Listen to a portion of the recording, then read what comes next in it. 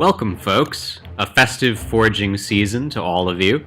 The last week of the Forge is coming up, and I've seen a lot of people in the comments sections of popular Don't Starve channels in despair, saying that they have no friends and it's impossible to beat this game mode with randoms.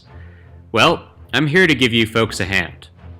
I have played the Forge almost exclusively with randoms in both 2017 and 2018, because although I have friends, almost none of them play Don't Starve regularly. I still generally get a win or two every day that I have time to play it, so I'll share what I've learned, and hopefully it'll be helpful. All of this footage was recorded over the course of about a day of playing the Forge off and on in my free moments, and I'll try to narrate what I remember of my thought process as I go.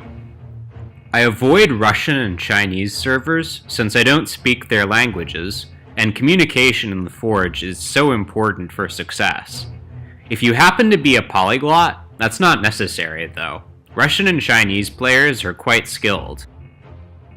Since I'm over level 50, a pretty simple way to get an easy win with randoms would be to join a 50+ server and guarantee that all of my teammates will be veterans.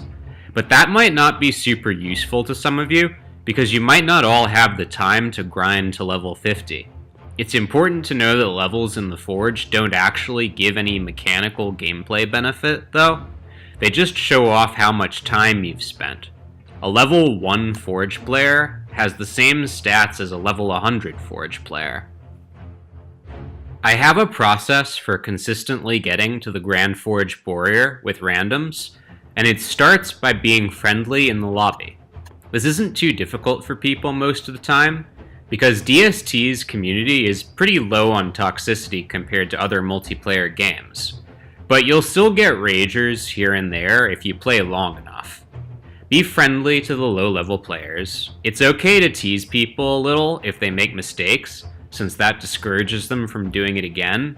But if you start any kind of serious name-calling or profanity, then you'll probably just make them quit the server. And that's not just bad because it ruins their day, it's also bad because it means that you'll have to start over with explaining how the Forge works to whoever replaces them. The second part of my process is that I always try to pick Woody. In my opinion, Woody is by far the best character for the purpose of carrying randoms and new players if you're capable of performing his job correctly. If it isn't possible to pick Woody, because someone else has picked him first and can't be persuaded to give him up through polite request, then I pick another tank or a mage, in that order. Third, I make sure that our team has a viable composition. It doesn't need to have the most optimal character playing every single role, but at the very least, it should have a healer, a Wilson, and no more than 2 of Woody, WX, and Wolfgang.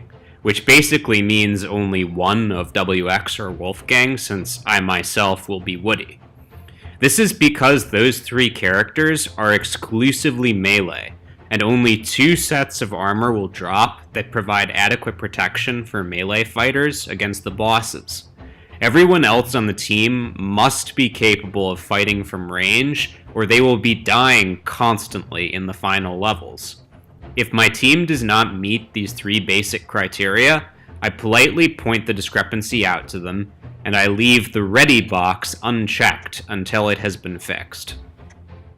Fourth, I survive the first 3 pit pig waves. This is pretty simple. As Woody, I can solo a significant number of the pigs, and if it ever gets to be overwhelming, I can just group with my teammates. The last pig that dies in the 3rd wave will drop the living staff, and I try to make sure that my team healer remembers this and is ready to grab it and heal the team before the 4th round begins. Fifth, I protect the healer. This is the first place where there is meaningful danger of very new players getting wiped. The 4th pit pig wave is quite large, and if the healer draws aggression from any of the pigs, then he or she will be unable to cast, leaving the team to be slowly whittled down to nothing. Stick close and attack any pigs going after the healer in order to get them onto you instead. If our healer is Winona, I generally grab the forging hammer that she spawned with. because its active ability can draw an entire group of pigs off of the healer at once. If I don't have the foraging hammer, or the hammer's active ability is on cooldown, I can still draw aggression from multiple pigs by attacking their reptilian handlers.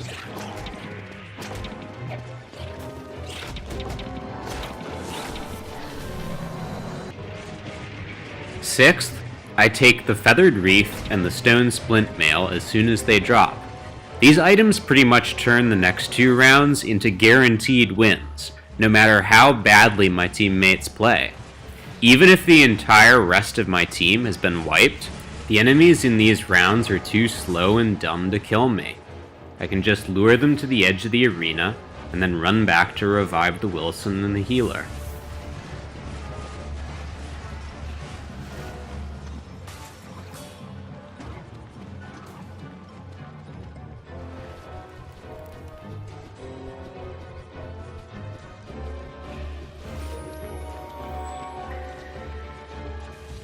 Seventh, I kite the Barilla. A mini-boss called the Barilla spawns in this round. I distract him by throwing my sentient axe into his face repeatedly while running away.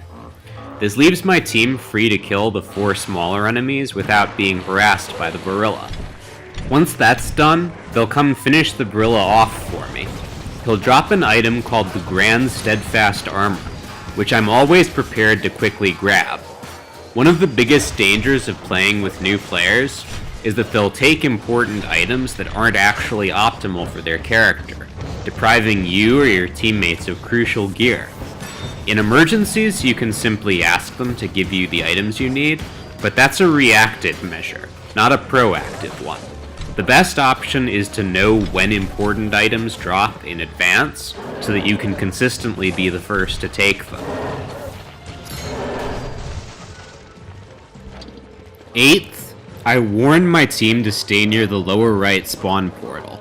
I won't be able to type in chat for very much of the next round since I'll be kiting again, so I'll need to be very succinct in my explanation of what's coming if I suspect they don't know already. 2 Barillas spawn at the very beginning, and I'll have to kite one of them while my team handles the other. It gets more complicated though. A croc and 3 pit pigs will spawn from the lower right portal when the first Barilla's at about half health, which is why my team needs to stay down there and deal with them all at once. If a croc or a pig starts to chase me while I'm cutting the second Barilla, it could mess me up pretty badly because they're actually fast enough to catch me. When the first Barilla dies, a pair of scorpions and a pair of turtles will spawn to delay my team a little longer. After that, they'll finally be free to come finish the last Barilla off for me. The Grand Forge Warrior spawns when the last Barilla is at low health. I distract him until the Barilla is finally dead. This part doesn't take too long.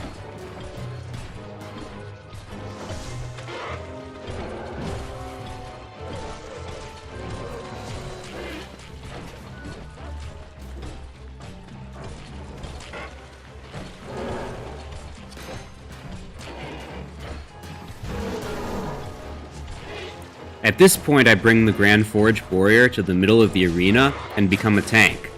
The 9th step of my process is to politely, but firmly and emphatically establish that my teammates should never, ever, ever hit the Grand Forge Warrior when he's in the healer's sleep circle. Always, always, always let him go to sleep so that the team can take a moment to breathe, heal, and recover. Sometimes this rule needs to be repeated. Teammates keep thinking that there are exceptions where it's okay to hit him in the sleep circle. There are no exceptions. Whole games may be won or lost solely based on whether or not teammates can resist the urge to smack him while he's sleeping.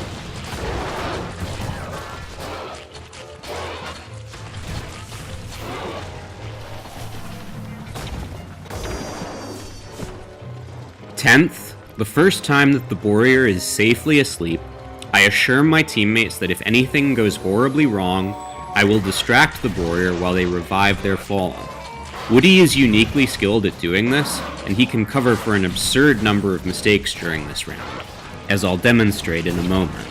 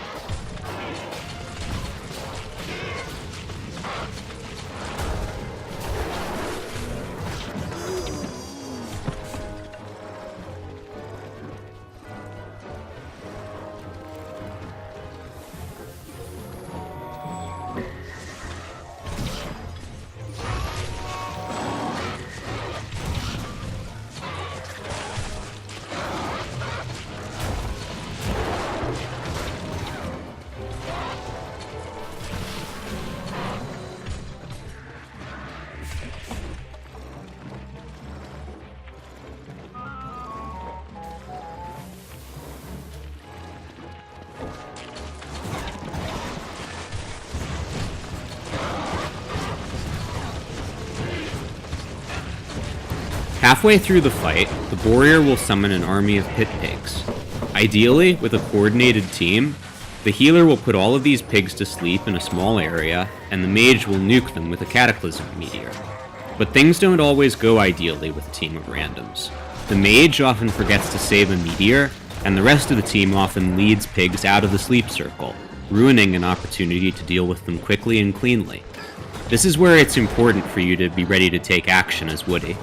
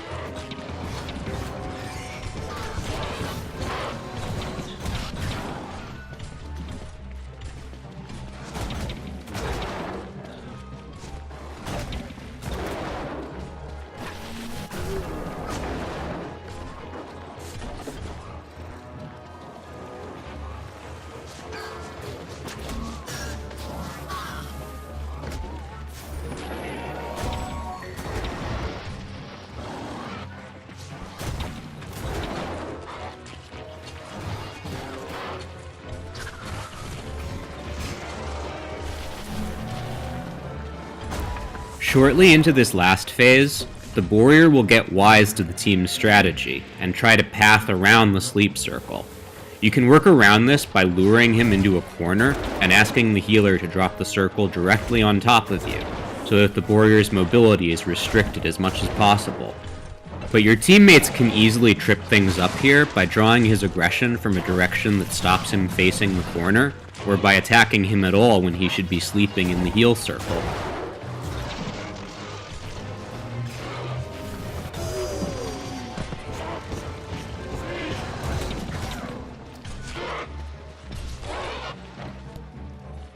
Things almost fall apart here when the Warrior starts to get taunted by Willow's Bernie toy. Thankfully, our healer is on the ball and predicts his pathing perfectly. I might have been able to kite the Warrior away and save us even if the heal had missed, but I can't be certain. She was only level 10 at the time of this game, so it's very impressive that she pulled that off. I'm okay with dying here as long as I can survive to let our healer cast sleep again. I know that Wilson can resurrect me when it's safe. Unfortunately, the team continues to wake the Warrior from sleep, and we're in trouble again. Wilson still manages to revive me in time for me to get the Warrior back in the corner, though.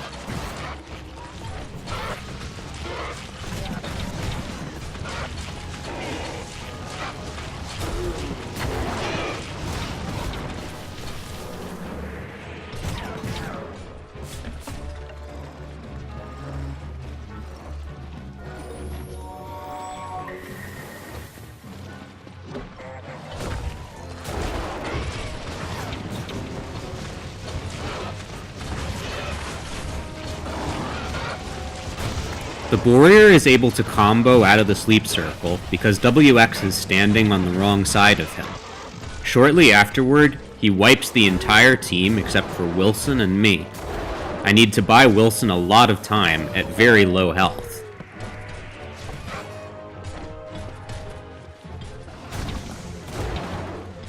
It's possible to cancel most of the Grandforged Warrior's attack animations with your axe toss if you time it well. You can stay alive while kiting him for much longer this way.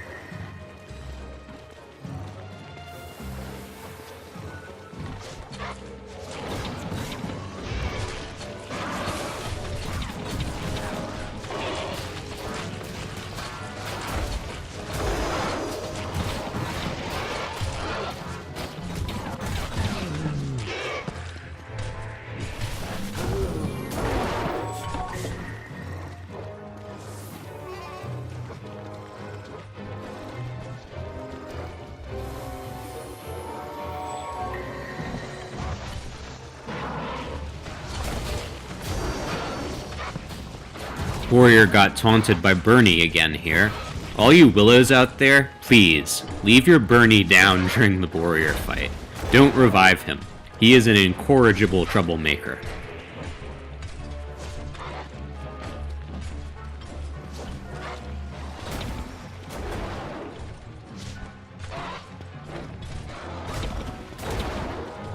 Not a 10 out of 10 sleep circle like last time from this healer, but she did her best. At least he's back in the corner and the team's together again.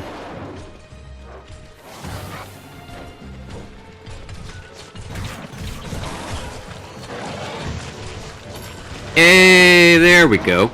Like I said, this process gets me past the Warrior very consistently, but the Rhinos are a little trickier, and that's largely because of this gosh darn giant sword. Potentially controversial opinion here, folks. The Blacksmith's Edge is a noob trap. It draws tanks and Wigfrids in because it makes them think of Final Fantasy, and its active ability lets them pretend to be Fiora from League of Legends. But it's strictly inferior to the Forging Hammer in every respect except for damage. And when you're a tank, damage isn't the stat you're supposed to be prioritizing, especially against the Rhinos. The most useful thing to have against the Rhinos is crowd control, because it allows you to stunlock the surviving Rhino before he revives his partner, or to cancel their cheer. The Blacksmith's Edge doesn't give you any stuns or canceling abilities, and its extra damage just makes it more likely that there will be a health differential between the two Rhinos that makes them unbeatable. I was able to get past the Rhinos pretty consistently before the community unlocked the Blacksmith's Edge, but now it always takes a few extra games each day for me to persuade the team tank to stop taking it. In retrospect, I think it might actually be advisable for Woody to pick up the hammer himself if the main tank refuses to keep it. It's a little harder to interrupt the cheers with the hammer than to interrupt them with the axe, but interrupting the revive animation is more important, since it's effectively the killing blow.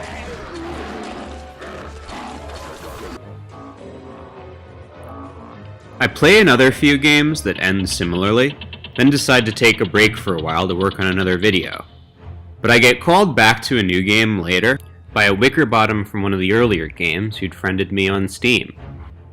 It opens with a brief argument with some higher level folks in the lobby about how big of a liability new players can be, and I mean everything I say in it. Frustrations about the Blacksmith's Edge and waking up the Warrior aside, my experience has consistently shown that, in general, lower-level teammates will learn quickly if you just set a good example for them, and the mistakes that they do tend to make are things you can cover for on your own. In fact, I'd say in a lot of respects, low-level random teammates are often more reliable than high-level randoms, since they're generally less stubborn and haven't internalized as much misinformation. It's a hearts and minds kind of deal. Take this level 43 WX for instance. Upset that we allowed a level 3 Wigfrid to join, but then he goes AFK to make coffee in the Scorpion round, and takes the Blacksmith's Edge instead of the Forging Hammer despite my warning.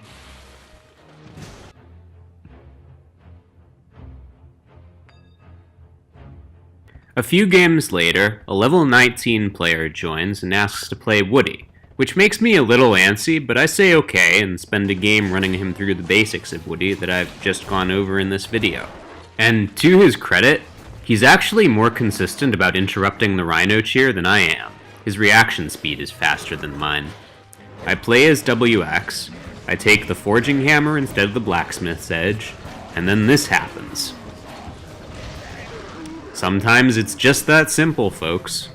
The Infernal Swineclops should be unlocked soon. I may or may not have time to do a tutorial on beating him with randoms before the Forge ends. We'll see. Later.